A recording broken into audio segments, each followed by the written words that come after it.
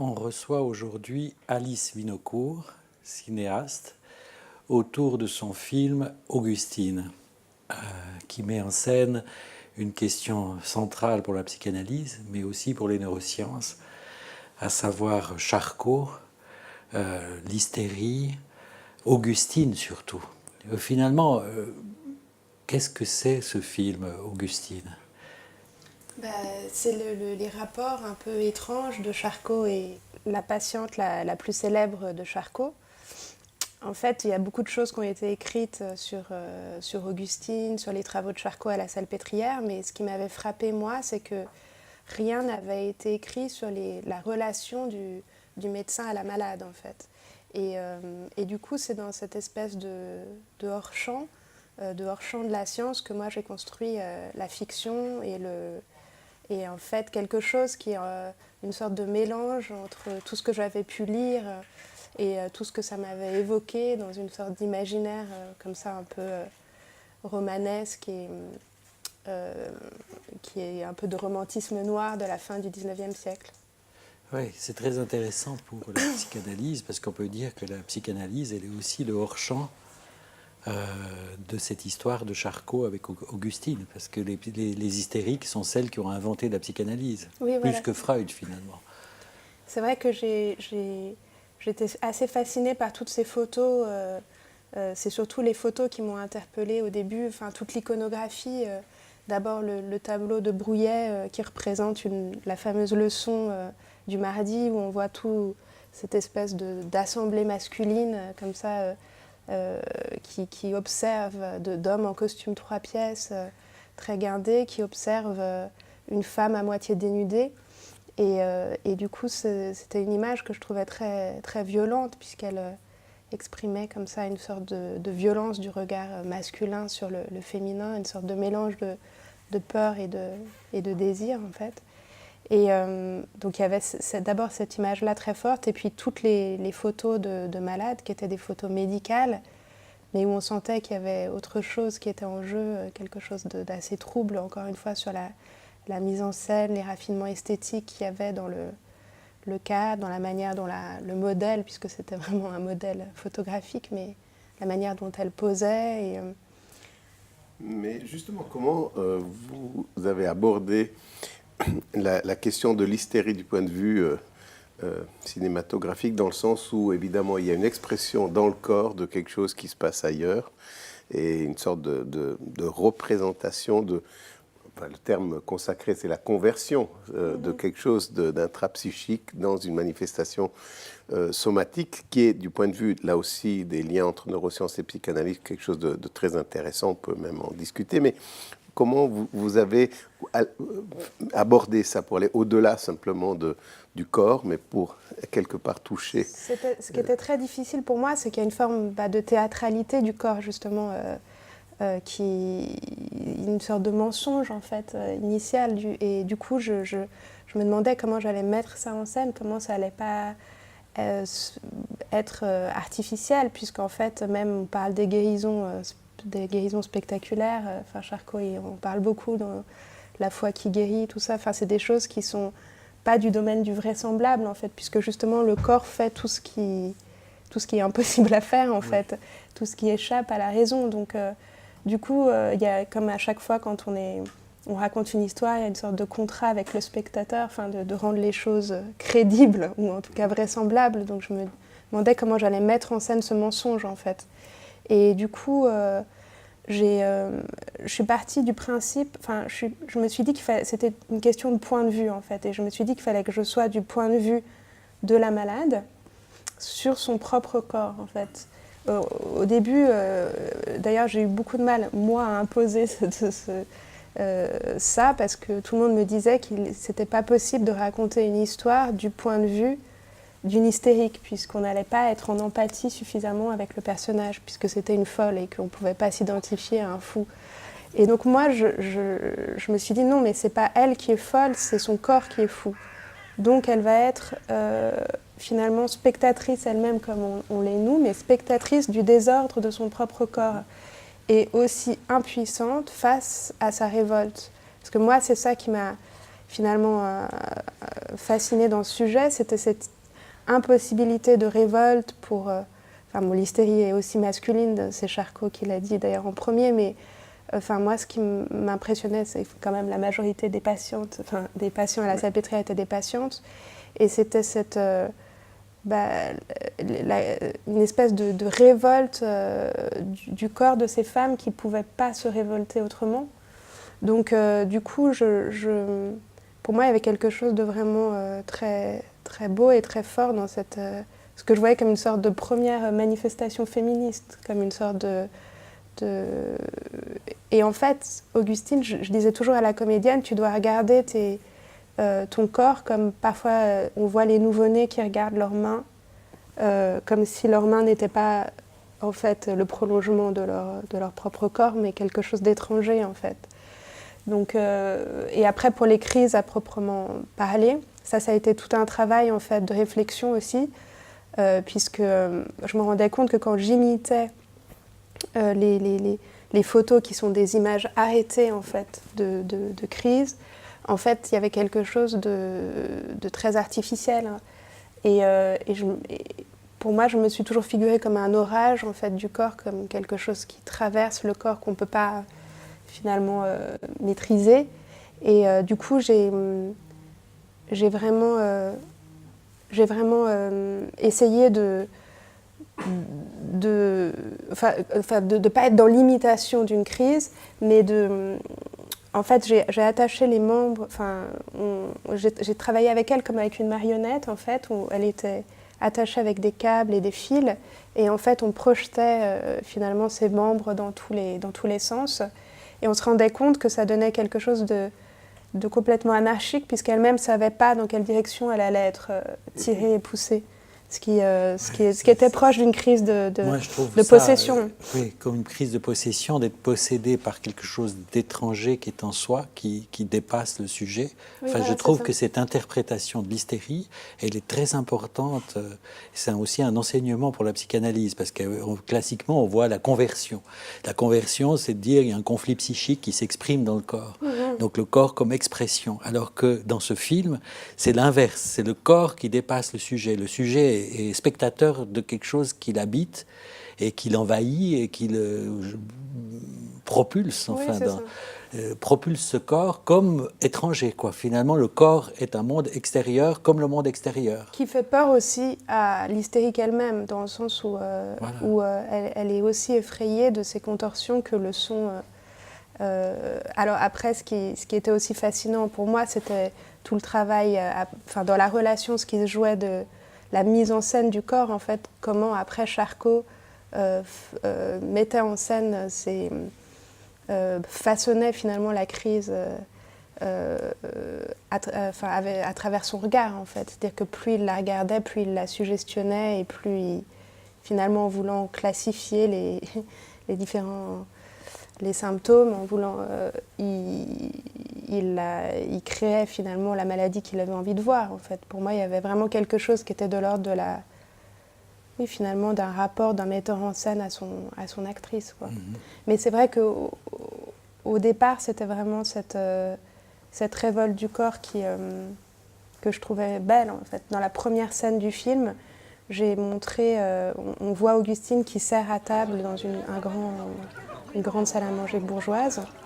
Et en fait, normalement, dans ce genre de scène, on est toujours on suit toujours avec la caméra la discussion des bourgeois à table. Et là, en fait, je voulais que la caméra ne soit que sur Augustine. Et en fait, elle commence à se sentir mal, donc on sent qu'elle est de plus en plus oppressée au niveau de la respiration, etc. Et finalement, sa crise explose et elle emporte toute la table avec elle, en fait. Et du coup, toute l'assemblée qui prêtait absolument pas attention à elle, puisqu'on voyait que personne ne la regardait, soudain, elle est en fait au centre des regards. Et pour moi, c'était vraiment une assez bonne définition de ce qu'était pour moi l'hystérie, en fait. C'était une sorte de manière d'exister et d'exprimer, en fait, ça. Mais ce qui est intéressant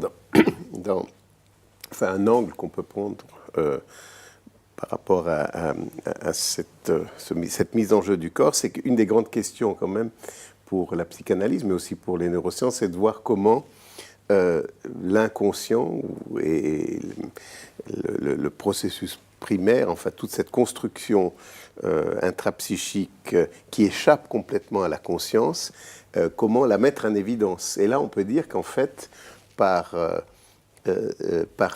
l'acte, par ces mouvements complètement, enfin, cet aspect moteur complètement anarchique, c'est une sorte de mise en évidence tout à fait spectaculaire de quelque chose qui est toujours très difficile d'aborder, c'est-à-dire comment saisir le processus primaire, comment saisir l'inconscient et les constructions inconscientes. Là, ça sort dans le corps. C'est mis en scène, quoi. C'est mis en scène.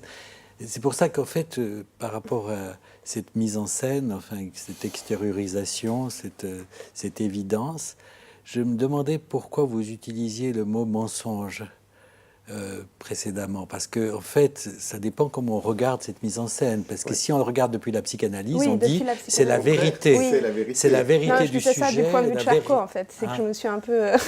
je suis un peu devenue... Oui, mais alors, mensonge ou vérité?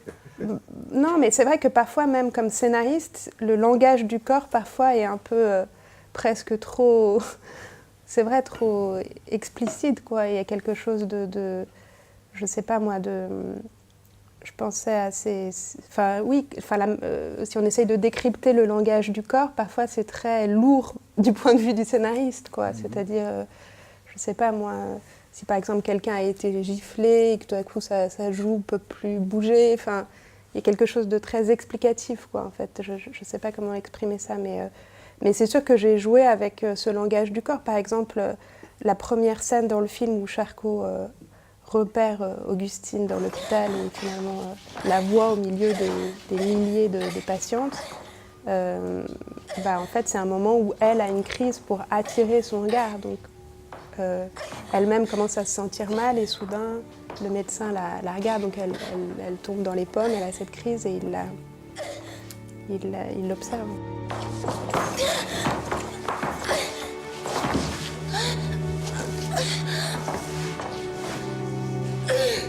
Et juste pour continuer, en fait, c'est juste une piste comme ça pour la discussion, dans cette idée que le processus primaire, enfin l'inconscient, qui est par définition une construction qui échappe aux dimensions, qui est adimensionnelle, atemporelle, qui a cette logique illogique, finalement, la mise en scène, l'acte moteur de l'hystérie a aussi une logique illogique. Donc, quelque part, je me dis, c'est peut-être la manifestation la plus vraie, justement, de l'inconscient. Enfin, c'est juste quelque chose qui c'est vraiment ces mouvements ont une logique illogique. Il n'y a pas de... Ça dépend s'il y a l'hystérie du côté... ça devient complexe, cette discussion. S'il y a l'hystérie du côté des charges motrices, de convulsions, mais qui ne ressemblent pas... Enfin, on dit l'hystérique ignore l'anatomie. Voilà. C'est-à-dire c'est une anatomie mensongère, c'est une fausse anatomie. Une anatomie qui a à voir avec la vérité du sujet. Alors, le côté moteur est peut-être différent du côté paralysie. Et là aussi, Augustine, il y a une paralysie qui est en jeu et qui, d'ailleurs, guérit suite à une chute. La paralysie hystérique a été supposée par la psychanalyse, par Freud, enfin, qui s'interrogeait sur ces sujets, dire une vérité même anamnestique. C'est-à-dire, la phrase de Freud, c'est « les hystériques souffrent de réminiscence ». C'est-à-dire l'idée que finalement c'est un monument. Le symptôme hystérique, c'est un monument érigé pour dire la vérité d'un moment du sujet. Donc, je trouve très intéressant, parce que quand vous dites mensonge, ça prête, parce que voilà, il y a toute Moi, je parlais plutôt du point de vue du cinéaste et de la vraisemblance, en fait, Alors, des choses, c'est-à-dire même les guérisons spectaculaires. Qu'est-ce que ça veut dire, mensonge, du côté du cinéaste? Du côté du cinéaste, c'est juste, ce que je disais tout à l'heure, un contrat avec le spectateur, dans le sens où on sait que, par exemple, vous parliez des paralysies, on sait que les paralysies peuvent disparaître comme ça, d'un moment à l'autre, en fait. ou que les convulsions peuvent apparaître d'un moment à l'autre, en fait. Et c'est quelque chose qu'on a du mal, finalement, à croire. D'ailleurs, ça rejoint l'idée de la... Parce qu'elles ignorent l'anatomie, voilà. donc on dit... Ça rejoint l'idée de la simulation. Du point de vue clinique, c'est complexe. D'ailleurs, on m'a beaucoup attaqué avec le film sur la scène, finalement, la scène qui mettait vraiment mal à l'aise les neurologues, c'était la scène finale dans laquelle Augustine simule une crise, puisqu'en fait... pendant tout le temps, on la voit avoir des crises comme ça, inconscientes. Je parlais de cette scène de la première crise qu'elle a. Enfin, la toute première crise, c'est dans cette grande maison où elle sert, et ensuite à l'hôpital pour attirer l'attention du grand chef. Et ensuite... mais ensuite, oui, elle continue d'avoir des crises de plus en plus spectaculaires et de plus en plus sexuelles, parce qu'on n'a pas parlé depuis le début du caractère érotique, en fait, de ces crises qui mettaient aussi très mal à l'aise, finalement, les médecins, et qui est aussi ce qui m'a intéressée dans le côté sulfureux et le décalage qu'il y avait entre cet alibi médical et la fascination, finalement, un peu étrange et trouble des médecins pour aussi tout à coup, dans cette société tellement finalement guindée, où le corps des femmes étaient emprisonnées, tout à coup cette sexualité complètement débridée et cette explosion des sens, finalement, c'était quelque chose je pense qu'il leur faisait aussi peur qu'il les attirait, en fait, finalement. Mais donc, en fait, le moment, enfin, ce qu'on appelle en termes scénaristiques, le climax, l'espèce de point culminant du film, c'est le moment où, finalement, Charcot doit... Ça, c'est encore de la construction dramaturgique, c'est pas quelque chose qui est arrivé... Enfin, en tout cas, on ne sait pas, peut-être qu'au final, c'est arrivé, mais en tout cas, j'ai imaginé que Charcot devait présenter Augustine devant l'Académie des sciences, et que du coup il attendait de montrer finalement sa grande crise, celle qu'il avait si bien décrite.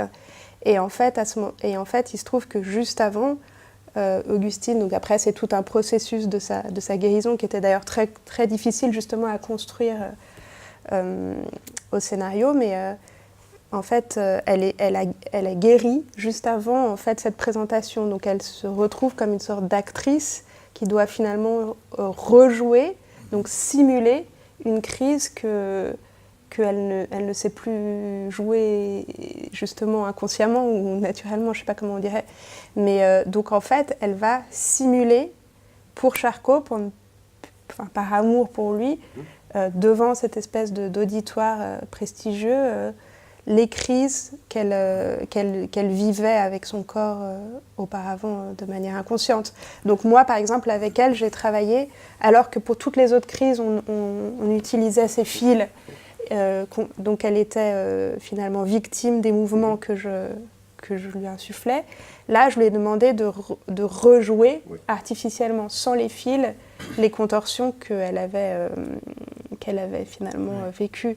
Et en fait, cette scène a beaucoup mis mal à l'aise les neurologues, parce qu'ils disaient que c'était comme accréditer l'idée de la simulation des hystériques, de la présenter comme une espèce de manipulatrice qui finalement tirait les fils. Alors que pour moi...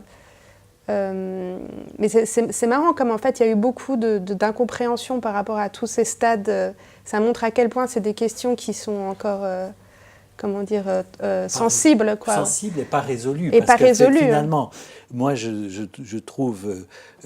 donc, elle est jouée par son corps, et puis, à un certain moment, par amour, elle décide, par transfert, dirait la psychanalyse, oui, par transfert, elle exactement. décide de jouer sa crise. Voilà. Quoi. Donc, c'est une autre position, et que je trouve étonnant... Enfin, pour moi, c'était parce une forme de prise de pouvoir. Parce qu'on le sent en voyant le film. On sent que les autres crises, elle est dépassée par son corps, et celle qu'elle simule, elle n'arrive pas, en fait, parce qu'elle veut elle-même théâtraliser son corps.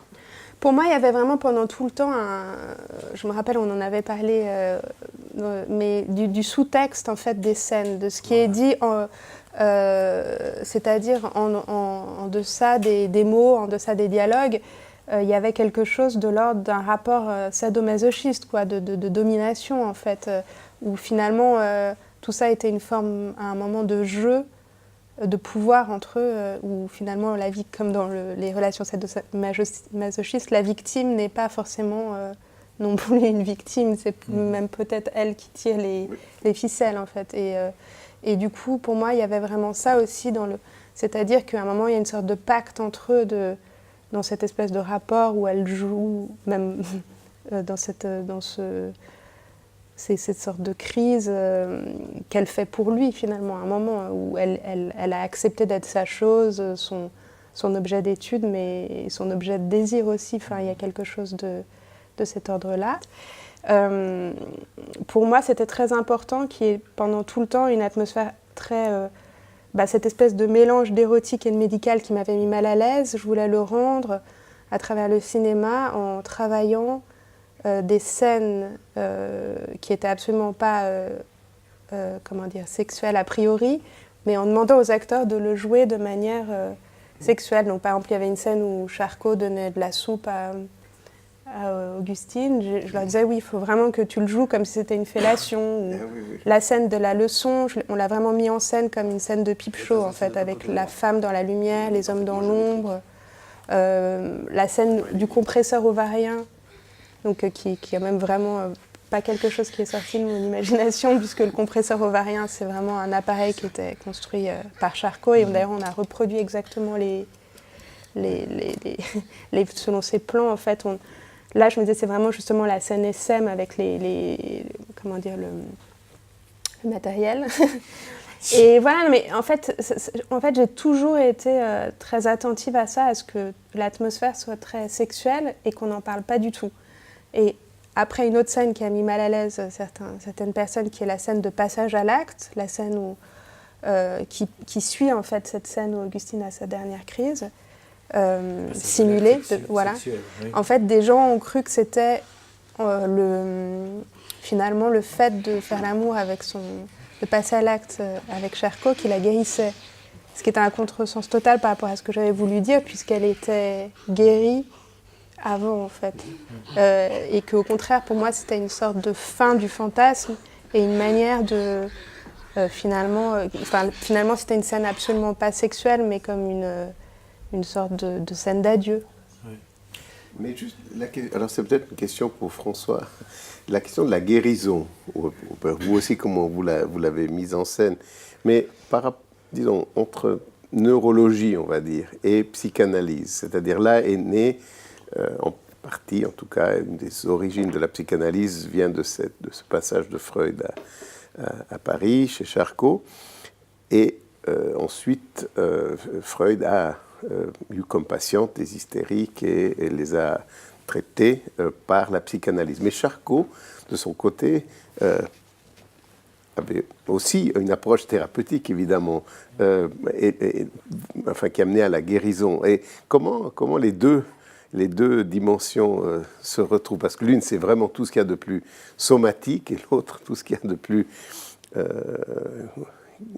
psychologique. C'est une longue histoire pour répondre à cette question, puisqu'en fait, c'est la question de l'hypnose et de la suggestion, qui est la voie empruntée par Charcot et qui sera choisie par Freud.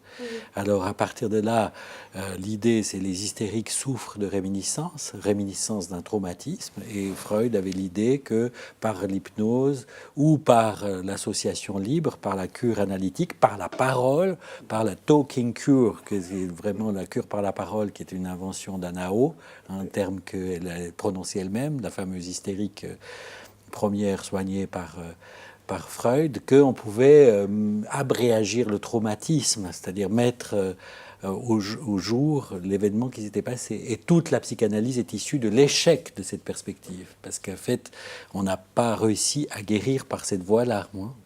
Alors, bon... Charcot prétendait quand même de guérir par cette voie-là. Charcot avait l'espoir, et c'est comme ça qu'il a fait la démonstration, de pouvoir, la plasticité du symptôme hystérique. Mais bon, c'est pour ça que le film, il est très important pour Agalma, ce film, pour nous. Parce que c'est un film qui met en relation l'homme neuronal avec l'homme sexuel, ou l'homme neuronal avec la femme sexuelle, avec la question de la sexualité. Parce que là, on voit que le cerveau est au centre des préoccupations de Charcot, quand même. C'est cerveau, langage, motricité. C'est ça les grands piliers de la pensée de Charcot. Et que son point de butée, son point de vertige, son point de bascule, c'est la question sexuelle. Oui, c'est ça. Hein, que finalement Freud a fait le passage de l'homme neuronal à l'homme sexuel. Ça change d'organe. Le moment c'est le cerveau, après c'est le sexe. C'est ça, c'est que je me suis toujours dit qu'en fait il la soignait à son insu. Enfin, c'était le parti pris du film de dire qu'il voulait la soigner, il voulait en essayer de... Enfin, qu'en fait c'était en l'écoutant et la relation finalement étrange qui se créait entre eux qui faisait qu'il l'écoutait, il commençait à l'écouter et qu'elle-même faisait le transfert. Et qu'il la guérissait finalement, mais à son insu. Oui, à l'insu de à l'insu de Charcot, en fait. Oui, c'est ça. Il croyait la soigner avec ses machines, etc. Voilà. Mais en réalité, c'est la relation qui était précisément l'à côté de sa cure qui finalement... Mais là se rejoignent les deux approches finalement, mais à l'insu de Charcot. Mais peut-être à l'insu même d'Agalma, quoi. Parce qu'en fait, c'est un peu le problème qu'on a, c'est-à-dire comment mettre neurosciences et psychanalyse. Est-ce qu'il faut dire neurosciences, c'est le cerveau, psychanalyse, c'est le sexe? Ou bien comment est-ce qu'on articule les deux? On parle des marqueurs somatiques, des états somatiques. Comme vous l'avez dit au début, on a enlevé la question sexuelle. Charcot, il a enlevé la question sexuelle. Parce que ça le mettait trop mal à l'aise, finalement. Ça le mettait trop mal à l'aise, ou il en jouissait. Enfin, non, on ne va pas commencer, mais enfin, quand vous... Non, mais on enlève ce bout, comme d'habitude. C'est-à-dire que là, quand il y a tous ces hommes en costume... 3 pièces. Normalement, le film, vous m'avez dit, vous aviez projeté de le faire en été. On représente souvent la Salpêtrière en hiver. Bon, finalement, j'avais vu qu'il y avait ce projet de les représenter après un grand repas transpirant, puis des femmes dénudées en opistotonos qui démontrent une jouissance énigmatique, mais en même temps excitante. Oui. En fait, c'était vraiment... Au départ, c'est vrai que le film devait tourner en été.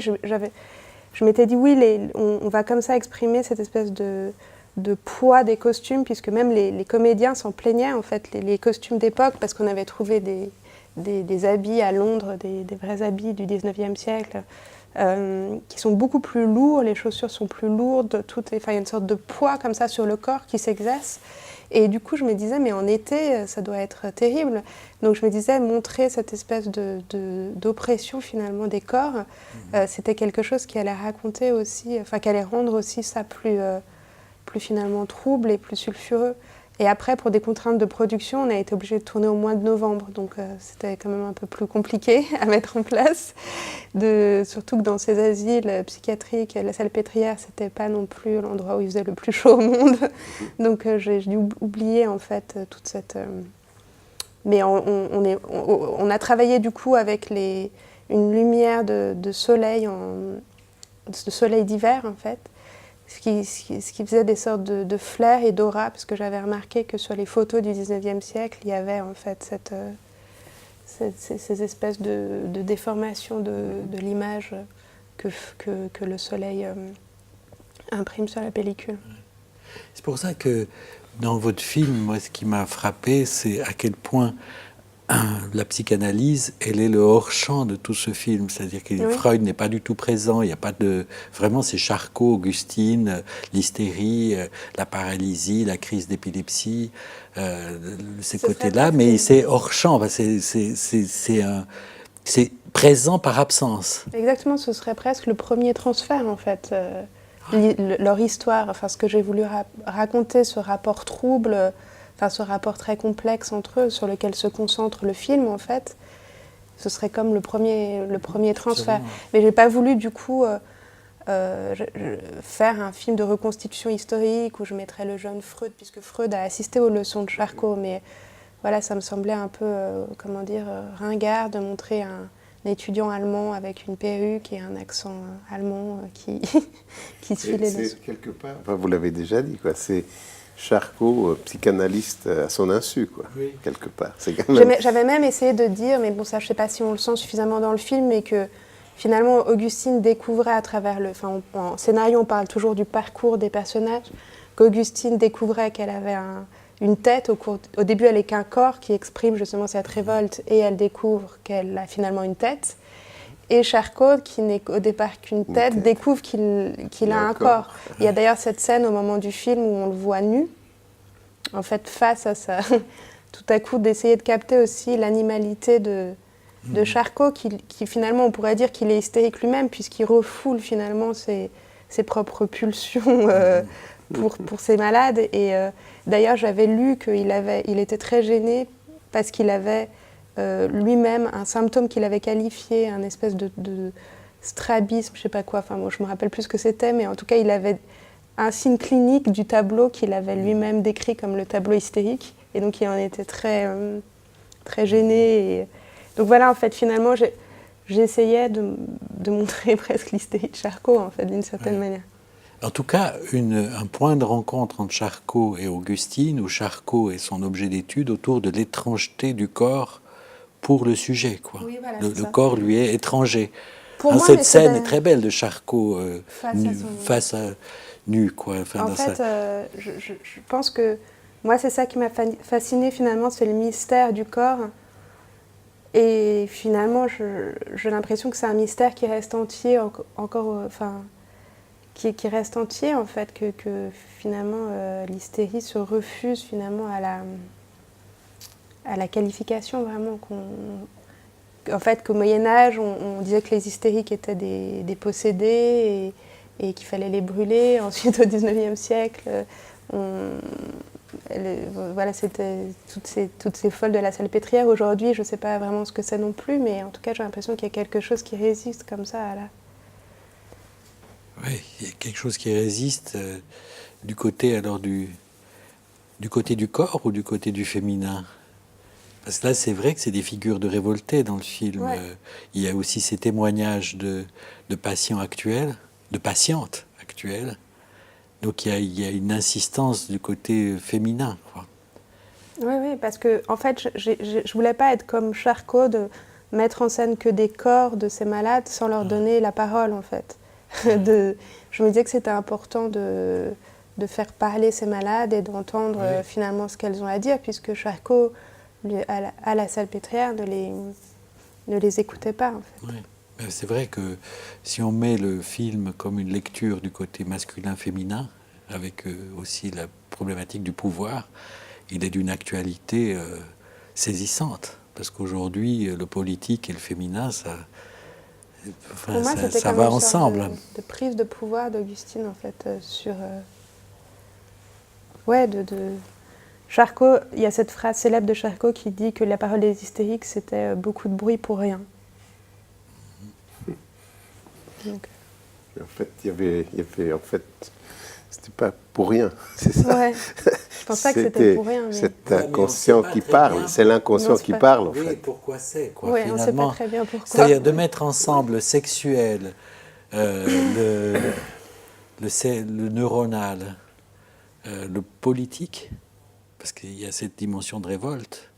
Il y a quand même un côté aussi des bourgeoisie, des maîtres, des classes populaires, avec le nouage autour du traumatisme, on pourrait dire, finalement, le traumatisme et la mémoire, quoi. Il y a quelque chose qui insiste, hein, qui fait retour. Enfin, c'est quelque chose, c'est pas résolu. Enfin, en particulier dans la perspective neurosciences et psychanalyse, c'est pas facile de mettre ensemble, comme vous l'avez dit, la question érotique, quoi. Non, puis la question aussi du lien, enfin de comment l'inconscient, la construction, le processus primaire s'exprime. Et aujourd'hui, peut-être qu'il s'exprime différemment. Pour revenir à la politique, en disant ça comme ça au sens très large du terme, peut-être que la mise en scène du corps se fait de manière autre que par l'hystérie classique, mais c'est peut-être... c'est sûr que la sexualité n'est plus réprimée comme elle l'était au XIXe siècle, donc ça se déplace sur d'autres terrains. Exactement. Parce que ça se déplace de manière complexe, parce que, comme disait Foucault au XIXe, l'ère victorienne, c'était par l'interdit de la sexualité, sursaturé en sexualité. Ouais, Tout avait une signification sexuelle. Le moindre détail était chargé. Tandis qu'aujourd'hui, où c'est banalisé, tout est possible, c'est plus là-dessus que ça se cristallise. Ouais. En même temps, oui et non, puisque certaines femmes luttent en montrant leur sein, quoi, leur corps, quoi. Oui. Ça reste quelque chose, finalement, voilà. Donc c'est plutôt je reviens à mon idée de vérité, quoi. C'est plutôt une vérité qui se dit au-delà de tout, mais qui est vue comme un mensonge. Oui, parle. Oui, oui. Mais je pense qu'il y a aussi beaucoup cette espèce de... je reviens aussi à ce que je disais au début, de ce qui était pour moi vraiment l'origine de mon désir de faire ce film, c'est vraiment de montrer l'ambiguïté de ce regard masculin sur les femmes qui pour moi est aussi quelque chose qui n'a pas disparu en fait. Cette espèce de mélange de désir et de peur, puisque finalement, dans la description de la maladie, il y a toujours beaucoup de fantasmes, masculins sur le féminin qui apparaissent en fait. Donc finalement, quelque chose qui dépasse chacun, qui dépasse Augustine, qui est dépassée par son corps, et qui dépasse Charcot, qui est aussi dépassé par quelque chose. Ouais. Finalement, un paradigme traumatique, quoi, peut-être, non? Ouais. Est-ce que il y a une place pour le traumatisme dans cette construction de Augustine? Je sais pas, mais j'ai l'impression que, en tout cas, je pense que c'est quelque chose.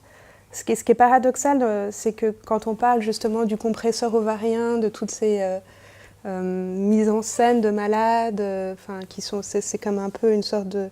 Je parlais de Peep Show tout à l'heure, mais c'est aussi comme une sorte de zoo humain, en fait, où à chaque fois, tout ça semble très barbare et vraiment presque sorti du Moyen-Âge. Mais en fait, je trouve qu'effectivement, c'est des choses...